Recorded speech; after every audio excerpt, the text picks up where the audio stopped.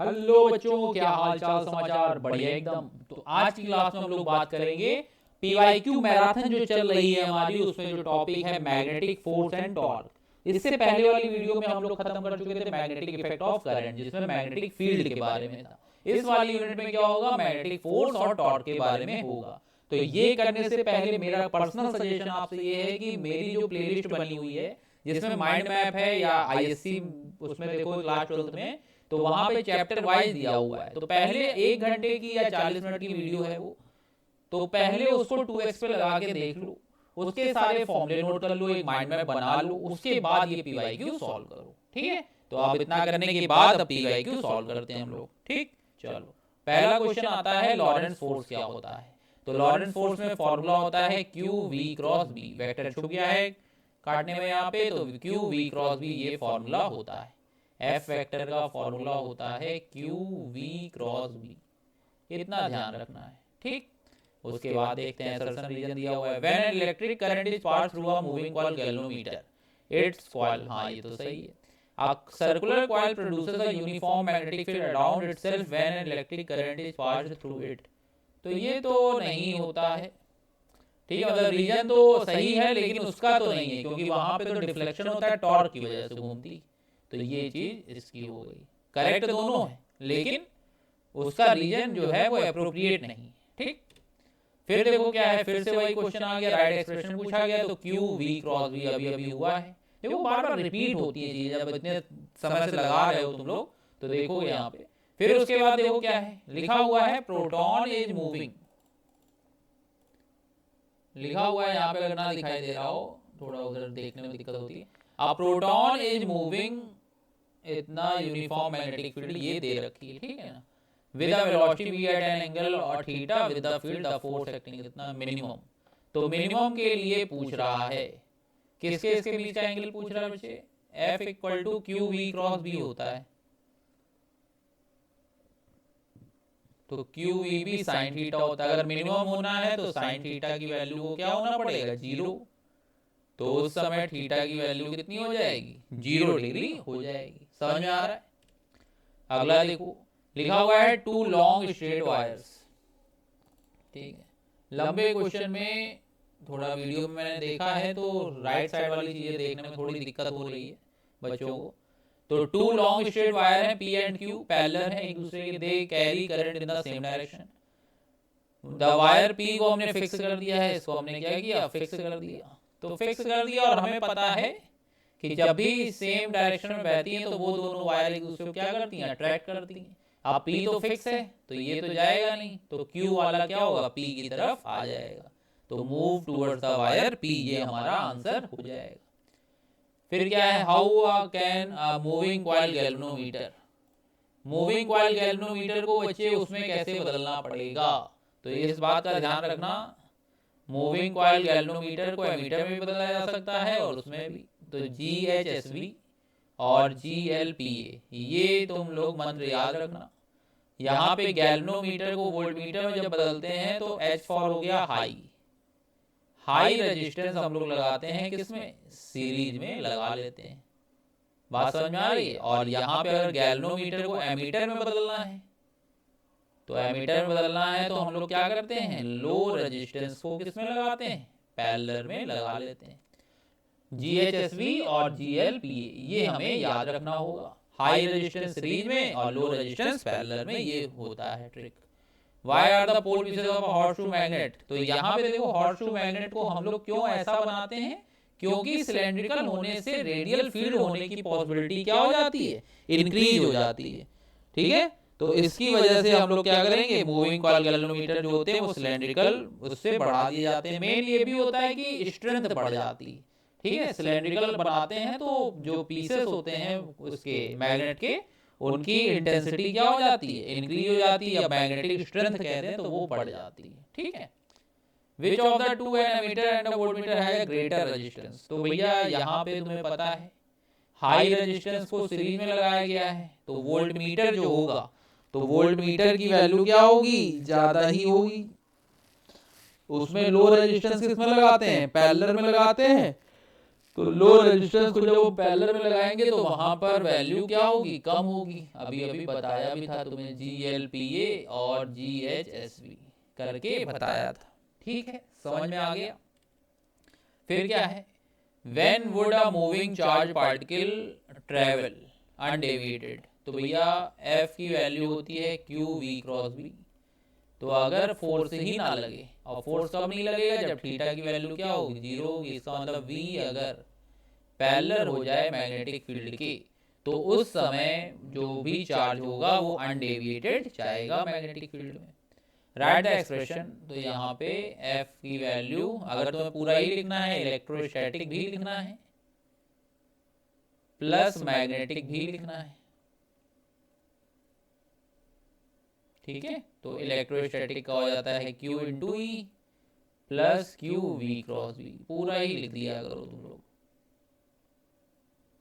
फिर इसके बाद मूविंग कॉइल गैल्वेनोमीटर को बेटा इसमें कैसे बदलते हैं, तो अभी अभी देखो बताया हमने, GLPA लो रेजिस्टेंस किस में लगाओगे, पैरेलल में लगा लोगे, तो ये हमारा आंसर आ जाएगा।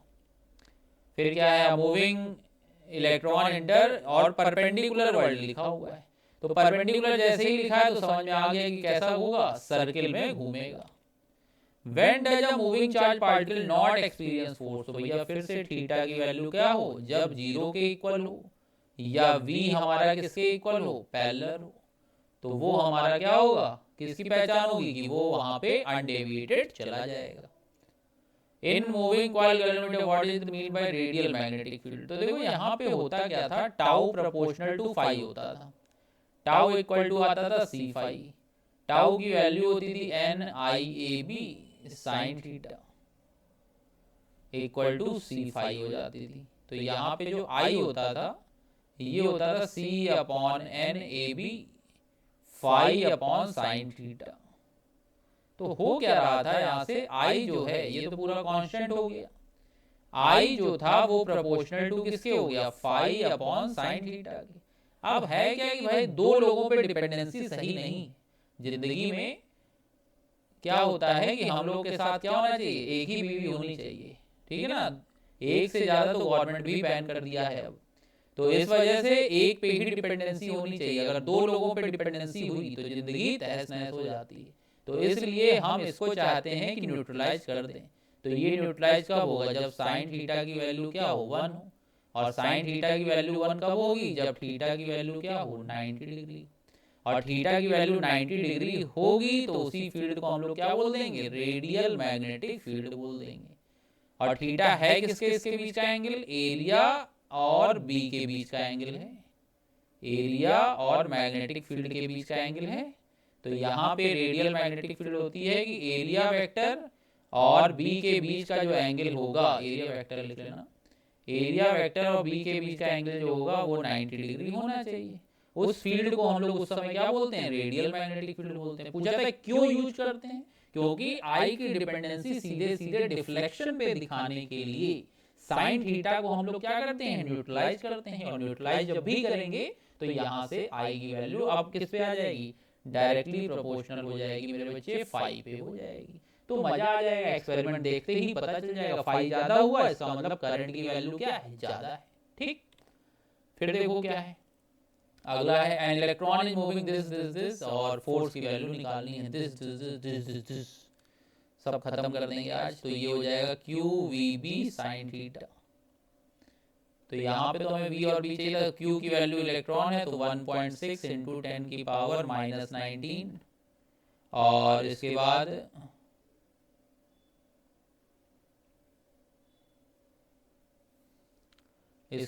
V की वैल्यू कितनी है, 5 इंटू 10 की पावर 7, B की वैल्यू कितनी है 1 और साइन 30, ठीक है ना, यही वैल्यू आ रही है सब। तो यहाँ पे 1.6 इंटू 5 ये तो हो गया 8, -19 और ये 7 तो माइनस का 12, साइन 30 हो गया 1/2। तो ये हमारा आ गया 4 इंटू 10 की पावर -12 न्यूटन। ये हमारा क्या होगा, आंसर आ जाएगा। 16वां क्या है, state 2 factors on which sensitivity of a moving coil galvanometer depend. तो सेंसिटिविटी जो होती है वो तुम्हारी किस पे डिपेंड करेगी, तो यहाँ पे बेटा अब हमें ये समझना पड़ेगा कि ये लोग सेंसिटिविटी की जो बात कर रहे हैं वो किसकी बात कर रहे हैं, मूविंग कॉइल गैल्वेनोमीटर की बात कर रहे हैं। तो यहाँ पे टाउ जो था वो प्रोपोर्शनल टू क्या था, 5 था ना, या आई की वैल्यू अभी अभी जो आई थी वो क्या आई थी, C/N/AB 5 आई थी। तो हमारा नंबर ऑफ टर्न पे डिपेंड कर जाएगा, एरिया पे डिपेंड करेगा, बी पे डिपेंड करेगा। तो यहाँ से तुम आंसर बता सकते हो किस पे करेगा, नंबर ऑफ टर्न्स पे, एरिया पे, मैग्नेटिक फील्ड पे। तो मैग्नेटिक फील्ड पे करेगा, 3 हो गया, इसमें से जो भी तुम्हें 2 बताने हो वो बता देना। समझ में आ रहा है, कहीं कोई दिक्कत तो नहीं है ना। चलो फिर अगला करते हैं। अब वायर ऑफ लेंथ इतना इतना इतना विद रिस्पेक्ट टू इतना, फाइंड द फोर्स। फोर्स जब भी बोले तो भैया फोर्स का फॉर्मूला याद कर लेना, I/BL sin थीटा होता है। अब यहाँ पे I कितना है 10, थीटा B कितना था 0.1, L कितना था 10 सेंटीमीटर, तो 10/100 हो जाएगा। साइन थीटा तो साइन 53 लिखा हुआ है।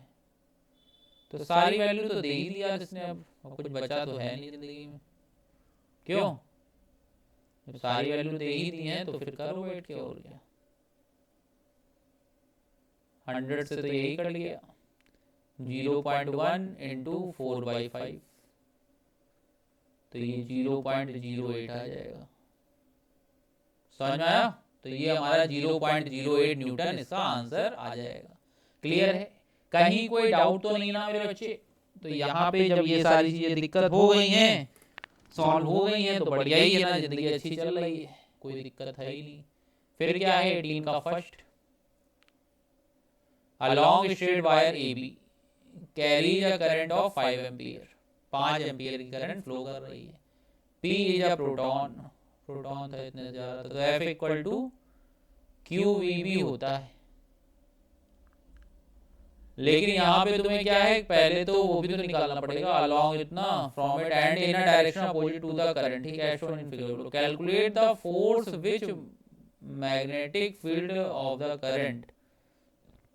तो हमें यहाँ पे क्या करना होगा, पहले तो बी भी तो निकालना होगा। क्यू तो पता चल गया प्रोटॉन है, वी उसकी वैल्यू है, बी तुम्हारा क्या होगा, बी मैग्नेटिक फील्ड होगी। और मैग्नेटिक फील्ड लॉन्ग वायर के लिए बेटा याद होती है, अभी तक पिछले चैप्टर में किया था, μ0/4πI/r इंटू 2, ठीक है। यहाँ से निकालेंगे तो 10⁻⁻7, आई की वैल्यू कितनी हो गई 5 एम्पियर, 5 एम्पियर हो गई, और अपॉन में 2 करेंगे, 2 क्या था 0.2 था, और ब्रैकेट में 2, तो यहाँ से ये वैल्यू आ जाएगी। तो ये हो जाएगा 10, 5 इंटू 10 50, 50 इंटू 10⁻⁻7 हुआ। अब जब इसको यहाँ पे पुट करोगे तो 1.6 इंटू 10⁻⁻19, v तुम्हारा हो गया 2 इंटू 10⁻6, और उसकी वैल्यू कितनी हो गई 50 इंटू 10⁻⁻7। तो जब ये वैल्यू सारी की सारी तुम निकालोगे तो यहाँ से हमारा आंसर आ जाएगा। 1.5 टू 10 हो गया, तो 1.6, तो इसी के रेशियो में चला आएगा ये, और तो कुछ ऐसा होगा नहीं यहाँ पे, है ना, और तो सारी वैल्यू पता ही थी। बस इसके बाद इतना वैल्यू पुट करके फोर्स निकालना है, तो फोर्स की वैल्यू निकाल लेना। तो ये तुम्हारा आंसर आ जाएगा 16 इंटू 10⁻⁻19, ठीक है, इतना आंसर हमारा आ जाएगा। समझ में आया, तो ये हमारा फर्स्ट पार्ट हो गया। सेकंड पार्ट में क्या करना है, मूविंग कॉइल गैल्वेनोमीटर है, हमें कन्वर्ट करना है किसमें, एमीटर में। तो GLPA होता है, डायग्राम इसका ऐसे बनता है, ये गैल्वेनोमीटर होता है, यहाँ पे हमारा रेजिस्टेंस हो जाता है। तो ये जो टोटल करंट है ये कितनी है I, ये यहाँ पे करंट कितनी गई IG, और ये यहाँ पे कितनी हो गई I माइनस IG, ये S मान लिया। तो हमें पता है V across G equal to क्या होता है, V अक्रॉस S होता है। तो IG into G equal to आ जाएगा I minus IG into S। यहाँ से हम S की वैल्यू कैलकुलेट कर सकते हैं।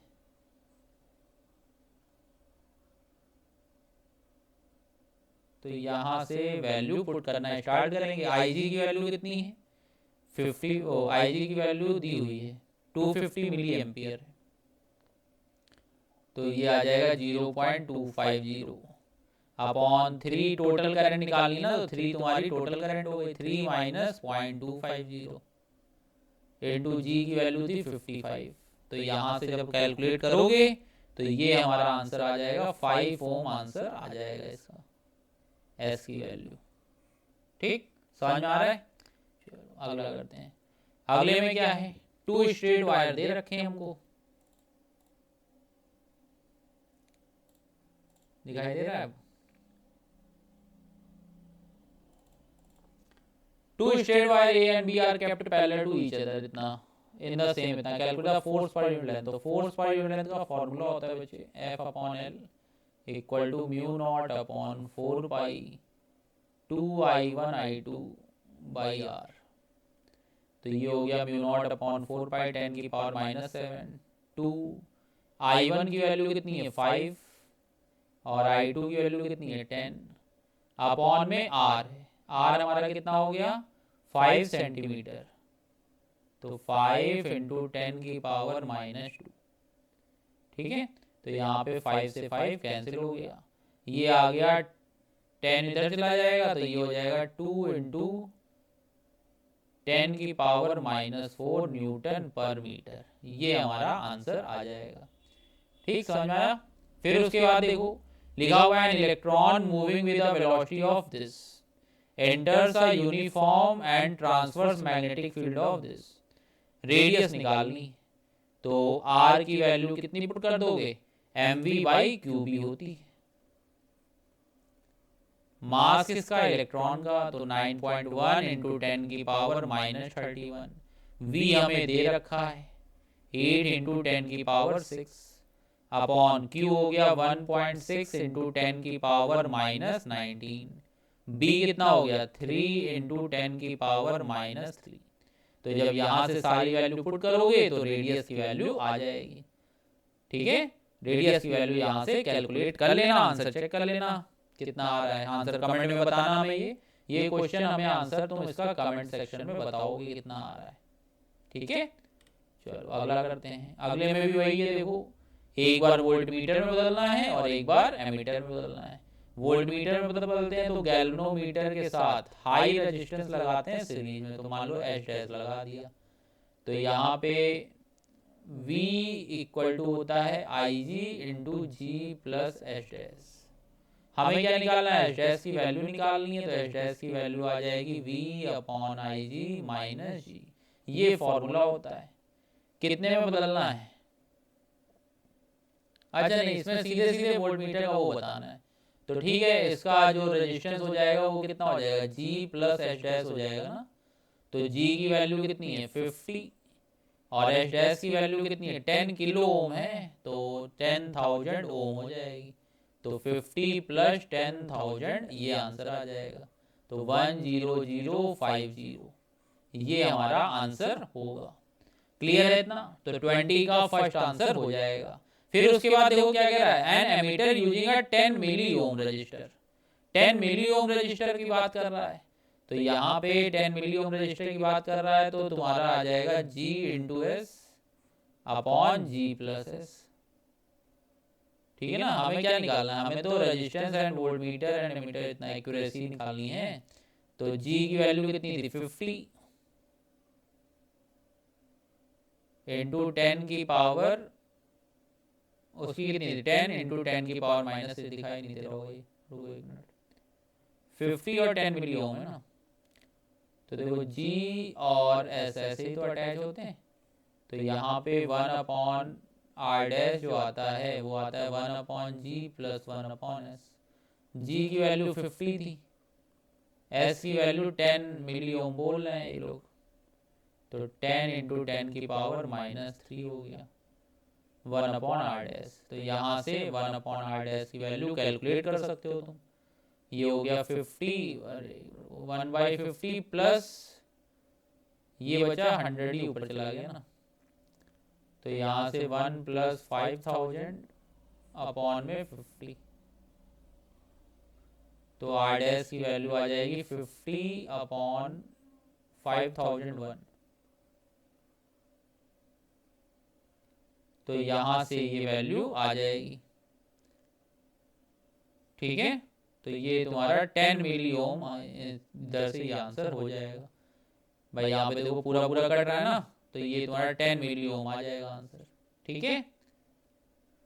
अगला देखो क्या है, अगले में कह रहा 5000 है और ये 0.1 है, तो हमें कह रहा कैसे कैसे बदलेंगे। तो भैया यहाँ पे अभी इतनी देर से बोल रहे हैं ना हम, GLPA और GHSV याद रखना है। हाई रेजिस्टेंस को किसमें लगाओगे, हाई रेजिस्टेंस को सीरीज में लगाओगे, और लो रेजिस्टेंस को किसमें लगाओगे, पैरेलल में। तो पहले में एमीटर बनाना था ना, तो एमीटर बनाना है तो तुम ये याद रखो कि किसको किसमें लगाना है। तो R2 वाला कम है तो लो रेजिस्टेंस को लगाना है किसमें, पैरेलल में। लो रेजिस्टेंस को किसमें लगा दोगे, पैरेलल में लगा दोगे, तो इसका तो डी ऑप्शन हो जाएगा। और हाई रेजिस्टेंस को किसमें लगा दोगे, सीरीज में लगा दोगे, तो इसका ये आंसर हो जाएगा। क्लियर है इतना। फिर देखो ये तो प्रूविंग है, यहाँ पे कैलकुलेट टॉर्क निकालना है। टॉर्क वाले में एंगल पे थोड़ा सा ध्यान दे दिया करो। टॉर्क की वैल्यू तुम्हारी होती है mb sin थीटा, ठीक। तो टॉर्क की जो वैल्यू हो गई तो यहाँ पे NIA होता है, NIA b sin थीटा। अब नंबर ऑफ टर्न देखो कितने हैं, 50। करंट कितनी है, I कहाँ है, I1 है। A कितना है 5, B कितना है 0.1। अब यहाँ पे देखो रेक्टेंगुलर लूप है, वो यूनिफॉर्म एट एंगल थीटा है। तो एरिया जब भी आएगा तो वहां पे देखो होता क्या है बच्चे, जैसे मान लो ये एरिया है, एरिया का प्लेन है, ठीक। तो होता क्या है यहाँ पे, एरिया वेक्टर जो होगा वो तो तुम्हारा ऊपर की तरफ होगा, और मैग्नेटिक फील्ड इस तरफ गई हुई है। और मैग्नेटिक फील्ड कहाँ से दे रहे हैं ये लोग, मैग्नेटिक फील्ड की डायरेक्शन प्लेन से दे रहे हैं 30 डिग्री। तो यहाँ से कितनी हो जाएगी, 60 डिग्री होगी, तो उसी को साइन 60 करके लिखना पड़ेगा। तो 0.1 है तो पॉइंट से तो ये रह गया, 5 5 जाओगे 25, साइन 60 हो गया √3/2। तो यहाँ से कैलकुलेटर से निकाल लेना, जितना भी आंसर होगा वो हमारा फाइनल आंसर मान लिया जाएगा, ठीक है। क्लियर है इतना। फिर उसके बाद देखो, a long horizontal wire P carries a current of 50 ampere, 50 ampere current है। It is rigidly fixed, another wire Q is placed directly above and parallel to PH। अच्छा ये सब दिया हुआ है, निकालना गया। Find the distance R of the wire Q from the wire P so that wire Q जो है वो हमारा क्या है, वो हमारा कह रहा है रेस्ट पे रहेगा। तो भाई Q का जो वेट है, वेट तो नीचे की तरफ लगेगा। अब P से जो तुम्हारा देखो अपोजिट डायरेक्शन में जा रहा है ना, तो ये रिपेल करेगा। तो ये दोनों अगर इक्वल हो जाए, F1 इक्वल टू F2, तभी तो बॉडी क्या होगी, बैलेंस होगी ना। तो F1 upon F2, F1 equal to F2 कर दें, या पर यूनिट वेट है तो F2/L कर दें। तो F1/L हमें दे रखा था 0.025, F2/L हो जाएगा μ0 upon 4 pi 2I1I2 by R। हमें R ही तो निकालना था, तब तो आ ही जाएगा भाई। यहाँ से हो गया 0.025 10⁻⁻7 2I1I2।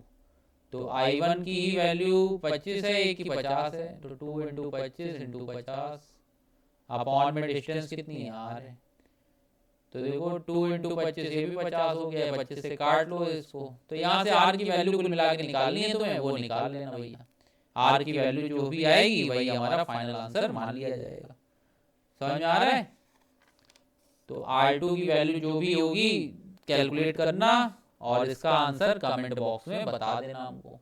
मेथड यही रहेगा। इतना करने के बाद अगर टाइम मिल रहा है तो बता देना। सेम वही क्वेश्चन देखो यहाँ पे भी आ गया यार, F/L निकालना है, यहाँ पे जगह है तो हम कर दे रहे हैं, हम भी बहुत आलसी हैं। μ0 upon 4 pi 2I1I2 by R। तो ये हो गया 10⁻⁻7 2I1 कितना है 20, I2 कितना है 75 अपॉन R कितना है 1 सेंटीमीटर।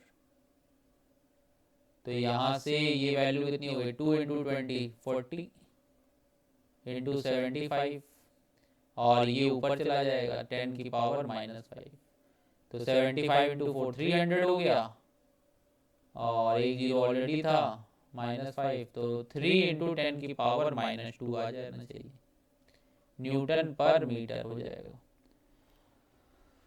समझ में आया इतना? तो ये 25 क्वेश्चन यहाँ तक हो गए। अगला करते हैं। अगले वाले में तो भैया फॉर्मूला ही लिखा है, वो भी लिखा है कि कब मैक्सिमम होगा। तो यहाँ पे फोर्स मैक्सिमम जब भी होगा तो थीटा की वैल्यू कितनी होगी 90 डिग्री होगी। तो एफ की वैल्यू तुम्हारी आ जाएगी Q V B sine theta और थीटा की वैल्यू कितनी होनी चाहिए 90 डिग्री। तो अगर थीटा की वैल्यू 90 होगी तो एफ मैक्सिमम जो होगा वो तुम्हारा आ जाएगा क्यू वी बी आ जाएगा। ठीक, समझ में आ रहा है? ये देखो अभी अभी इस टाइप का एक क्वेश्चन किया था, इलेक्ट्रॉन जा रहा है, फोर्स एक्टिंग निकालना है तो पहले बी निकालेंगे। देखो अब जो है थोड़े क्वेश्चन के बाद अगर ढंग से लगा रहे हो तो देखो कि रिपीट होता है यार। यहाँ पे सबसे पहले अच्छा पता कैसे चलेगा, एफ का फॉर्मूला क्यू वी बी लिखोगे, लिखोगे यहाँ पे क्यू पता है, वी पता है, बी पता है नहीं, तो बी के लिए ये दिमाग में आना चाहिए। स्टेप ये होता है, पोस्टमार्टम अगर कभी भी क्वेश्चन का करें करने को तो भाई हम सीधे लिख सकते हैं, लेकिन जो क्वेश्चन में पूछा जाए वहां पे एक फॉर्मूला लिखा जाता है। फॉर्मूला अगर वहां पे लिखा फिर तुम्हें पता चलता है कि कौन सी चीज अब अननोन है हमारे लिए, उसको कहीं जुगाड़ लगा करके क्वेश्चन के हिसाब से निकाला जाता है। यही फिजिक्स है। उसको जो जितनी जल्दी पिक कर लेता है वही बढ़िया टीचर बढ़िया स्टूडेंट कहलाता है। 3/r, आर की वैल्यू कितनी है 0.6 है इंटू 2, तो ये तुम्हारा 10 आ गया ऊपर, तो ये हो गया 10 की पावर -6। अब Q हमें पता है तो F की वैल्यू हो जाएगी 1.6 इंटू 10 की पावर -19। V हमारा कितना है, V है 2 इंटू 10 की पावर 7 और B हमारा कितना है, B अभी अभी निकाला है 10 की पावर -6। तो जब यहाँ से करोगे तो ये आ जाएगा 3.2 इंटू 10 की पावर -18। तो ये हमारा आंसर आ रहा है। क्लियर है इतना? फिर देखो एमीटर में बदलना है। एक मूविंग कॉइल गैल्वेनोमीटर है जिसकी वैल्यू क्या है, जी की वैल्यू कितनी है 59 है। जी की वैल्यू कितनी है 59 है। Full scale deflection for a current of 50 milli ampere. तो यहाँ पे एस का फॉर्मूला सीधे लिख दे रहे हैं, तो I G upon I minus I G into G ये फॉर्मूला होता है। तो आई जी की वैल्यू कितनी है 50 मिली एम्पियर है, तो इसको मिली में ही बदल हो जाए 50। ये कितना था 3 एम्पियर था ना। देखो जो भी रेंज में मैक्सिमम होता है वही माना जाता है। तो ये तुम्हारा हो जाएगा 0 to 3 एम्पियर है ना, तो ये तुम्हारा 3 एम्पियर हो जाएगा। तो 3 मिली में बदलना है तो 3000 माइनस 50 इंटू 59। तो यहाँ से वैल्यू पुट करके कैलकुलेटर तुम्हारे पास है तो यहाँ से तुम निकाल सकते हो 2950 इंटू 59।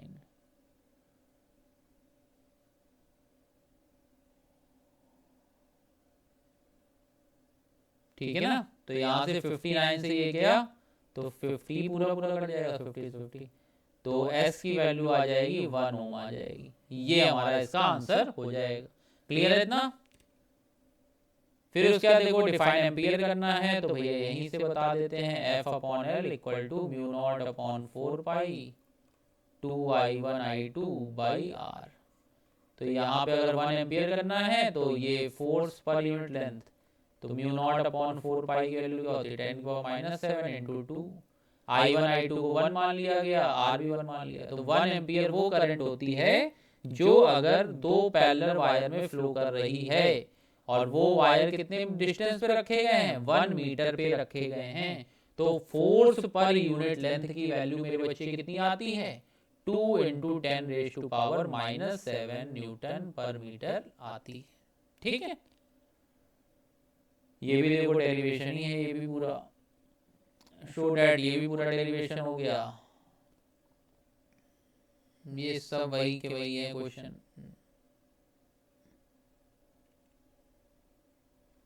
ठीक, तो ये पूरा जो कॉन्सेप्ट है मैग्नेटिक फोर्स एंड टॉर्क का, ये सबको समझ में आ गया। अगर सबको समझ में आ रहा है तो आप देखो डेली 2-2 वीडियो आएंगी, डेली 2-2 वीडियो आएंगी, तो तुम लोग अब इसको काफी एक्टिव मोड में करो, और कहीं पर भी अगर कहीं लगता है कहीं लाइक कर सकते हो तो कर लो, शेयर कर सकते हो तो भैया शेयर कर दो। हमें भी क्या है कि व्यू आते हैं तो हमें भी लगता है कि हाँ कोई ना कोई तो बच्चा वीडियो देख ही रहा है, और अगर एक भी व्यू आएगा तब भी मैं वीडियो तो बनाऊंगा, ताकि पूरी प्लेलिस्ट एक बार तैयार हो जाए। अगर एक बच्चा भी मेहनत कर रहा है मेरी वीडियो से तो उसका तो भला हो, नहीं तो कोर्स के नाम पे आजकल इंपॉर्टेंट क्वेश्चन के नाम पे यही PYQ सब करा रहा हूँ, यही जरूरी भी है। PYQ अगर इस समय कर ले लो तो वही सबसे अच्छी बात है। ठीक है, तो तब तक के लिए बेटा good bye, take care of you, bye bye.